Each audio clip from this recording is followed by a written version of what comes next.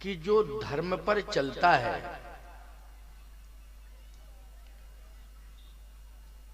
वो कठिनाइयों का मुकाबला करता है। छुरस्स धारा निष्ठा दुरत्य।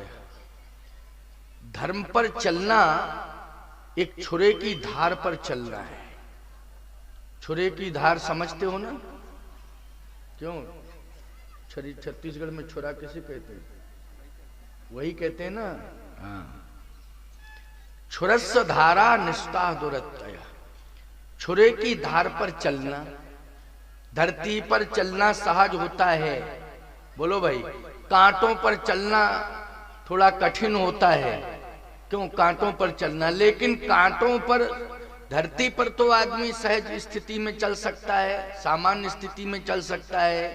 लेकिन कांटों पर चलना थोड़ा मुश्किल होता है। लेकिन छुरे की धार पर चलना तो और ही ज्यादा मुश्किल होता है। मैं एक बात कहता हूं, हरिश्चंद्र जी महाराज की शत्रु धर्म की परीक्षा है छुरे की धार पर चलना। ये साधारण मार्ग नहीं था शत्रु धर्म का। क्यों भाई?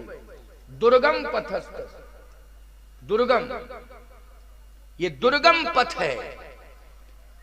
लेकिन हरिश्चंद्र जी महाराज चले और उत्तीर्ण हुए।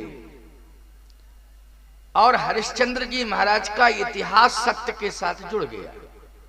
उनको उनके नाम के पहले लगता है, जैसे राम जी के नाम के पहले लगता है मर्यादा पुरुषोत्तम, वैसे ही हरिश्चंद्र जी के नाम के पहले लगता है सत्यवादी हरिश्चंद्र।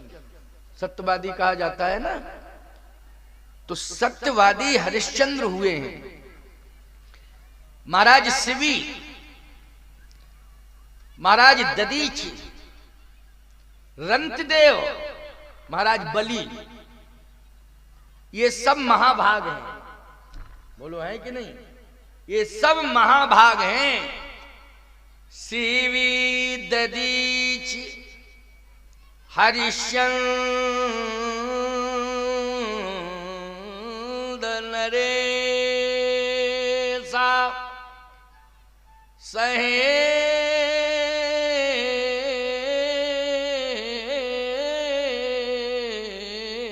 धर्म हित कोटि कलेसा, रंत देव बलि भूप सुजान, धर्म धरेउ सह संकट नाना। इन्होंने नाना प्रकार के संकटों को सहा, लेकिन धर्म को नहीं छोड़ा, सत्य को नहीं छोड़ा। एक बात बड़ी अच्छी स्मरण हो आई, उसको मैं सुना ही दूं आपको। धर्म और धर्म की धुरी। धर्म एक रथ है जिसका नाम है धर्म रथ। समझ गए हो कि नहीं? जिसका नाम क्या है? धर्म रथ। लेकिन रथ की धुरी वो रथ को चलाती है और रथ का बहुत बड़ा सहयोग करती है, मजबूती प्रदान करती है। रथ को मजबूती कौन देती है?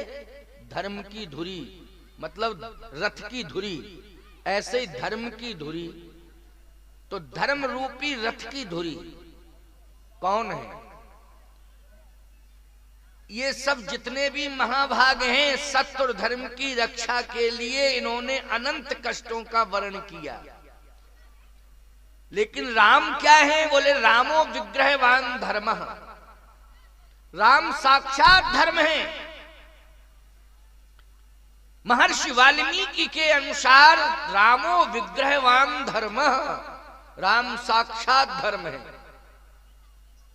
अब प्यारे एक बात बताएं आपको, यदि राम धर्म है तो धर्म रूपी रथ पर आरूढ़ कौन है? बोले धर्म रूपी रथ पर आरूढ़ कौन है? धर्म पर बैठा कौन है?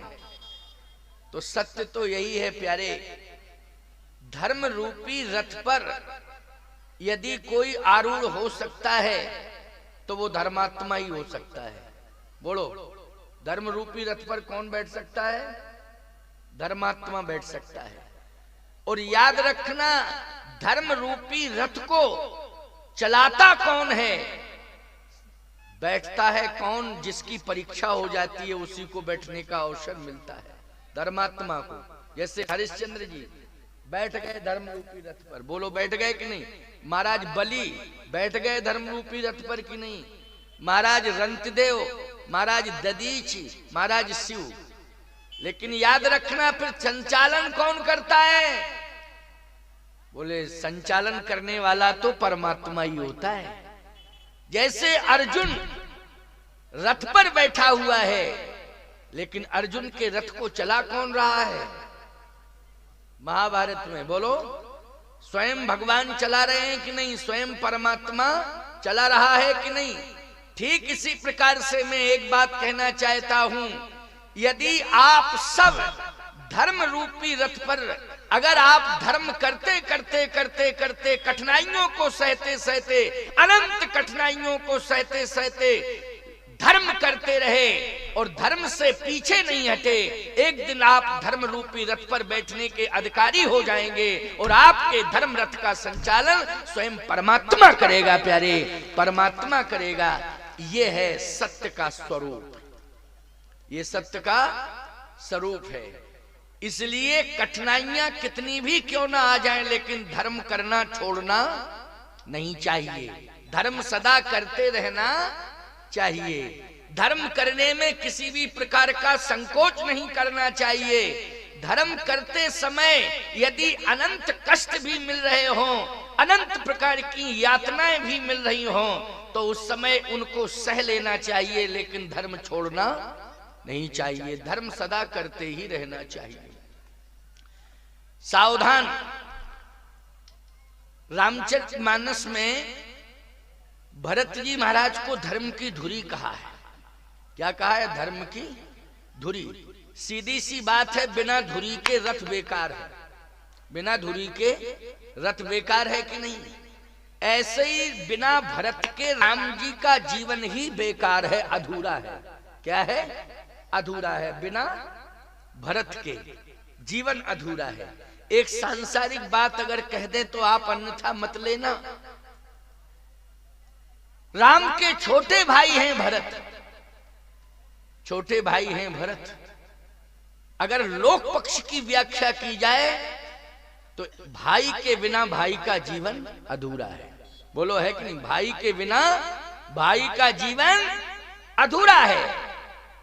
और यदि आध्यात्मिक दृष्टि से देखा जाए तो राम के बिना, भरत के बिना राम का जीवन अधूरा है। बोले, तात राम जी स्वयं कह रहे हैं कि तात भरत तुम धर्म धुरीना,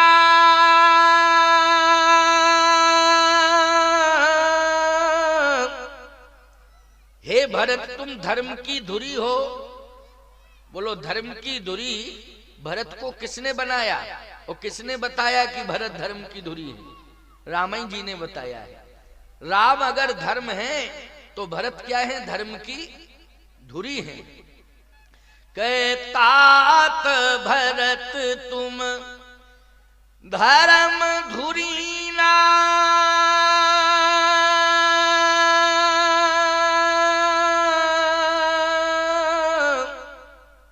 लोक वेद मत प्रेम प्रवीण। ये केवल लोक मत ही नहीं है, ये वेद मत भी है।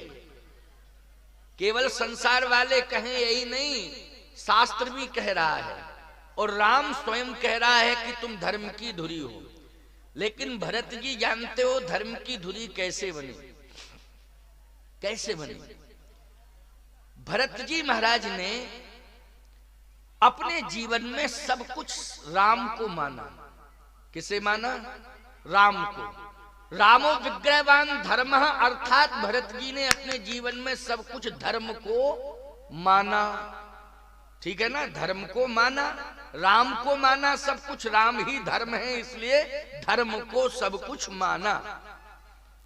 राम के अलावा वो किसी को स्वीकार नहीं करना चाहते हैं, धर्म के अलावा वो किसी को स्वीकार नहीं करना चाहते हैं। एक और धर्म खड़ा हुआ है और उसके बगल में धर्म खड़ा हुआ है, याद रखना। बल्कि धन सामने खड़ा है और धर्म थोड़ा दूरी पर है। जैसे राम रूपी धर्म चित्रकूट में और राज्य रूपी धन जो है सामने, अयोध्या की घटना है, बढ़िया बात बता रहा हूं। राज्य रूपी धन सामने ही खड़ा है और राम रूपी धर्म चित्रकूट में है, थोड़ा दूर है। लेकिन ईमानदारी से बताओ भरत जी, धन के प्रति आकर्षित हैं कि धर्म के प्रति?